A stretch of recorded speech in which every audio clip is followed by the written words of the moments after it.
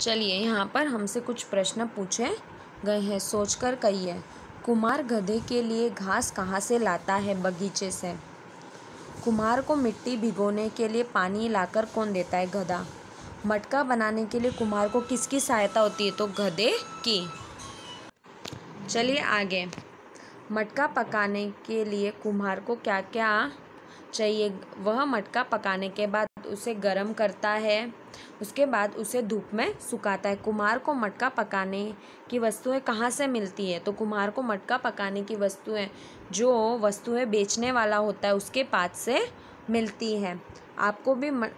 आपने कभी मटका खरीदा है? हाँ। मटके का उपयोग कहाँ कहाँ होता है? तो अब मटके का उपयोग आप देख सकते हो कि जहाँ छोटे छोटे गांव होते हैं वहाँ पे हर जगह प्याऊ लगे होते हैं। हमारे घर में मटके का उपयोग होता है। तो इस तरीके से पानी की व्यवस्था की जाती है कि जहाँ पे अधिक गर्मी होती है तो वहाँ पे मटके रखे जाते हैं, और कहीं कहीं पे मिट्टी के बर्तन रखे जाते हैं जो कि पशुओं के लिए, पक्षियों के लिए। ठीक है, चलिए आगे। हमसे यहाँ पर कुछ प्रश्न पूछा गया है, सोचकर लिखिए। विभिन्न प्रकार की व्यवसाय करने वाले एक दूसरे से जुड़े होते हैं। नीचे दी गई वस्तु को विभिन्न व्यवसाय के साथ किस प्रकार जुड़ी उदाहरण देकर सोचकर समझकर बताइए। चलिए, पहला हमें व्यवसाय, कुम्हार मटका बनाता है, ड्राइवर और व्यापारी। किस प्रकार से? तो कुम्हार मटका बनाता है, ड्राइवर मटका पहुंचाता है और व्यापारी मटका बेचता है। आइसक्रीम। पशुपालन, दूध बेचता है।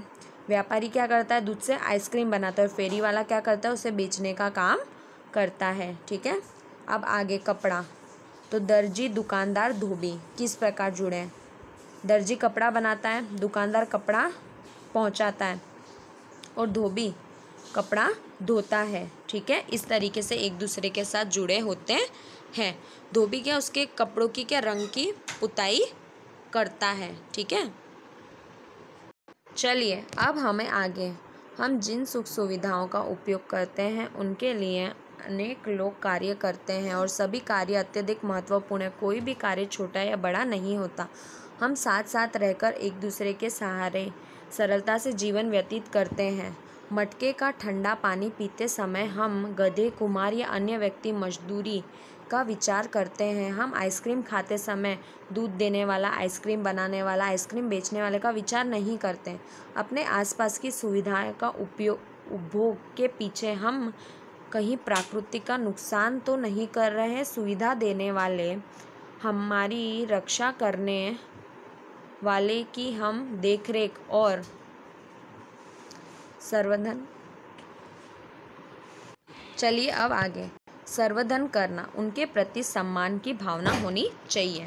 देखिए, चलिए, तो जिस तरीके से हमें बताया गया, तो अब हमने क्या देखा कि मटका किस तरीके से बनाया जाता है, वो कितनी मेहनत करता है। तो उन चीज़ों के बारे में हम नहीं सोचते हैं। तो जो चीज़ें हमें मिल रही हैं तो हमें उनका सही तरीके से उपयोग करना चाहिए, उनका नुकसान नहीं करना चाहिए। हम विभिन्न प्रकार की सुख सुविधाएं प्राप्त करते हैं, इसके लिए कई बार हम पर्यावरण का नुकसान भी करते हैं।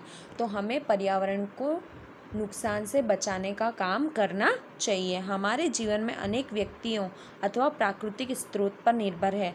बिना सहकार नहीं उद्धार, जहाँ संगठन वहाँ शक्ति। ठीक है, इसीलिए हमें किसी भी चीज़ का नुकसान नहीं करना चाहिए और ना ही दूसरों को करने देना चाहिए। ठीक है।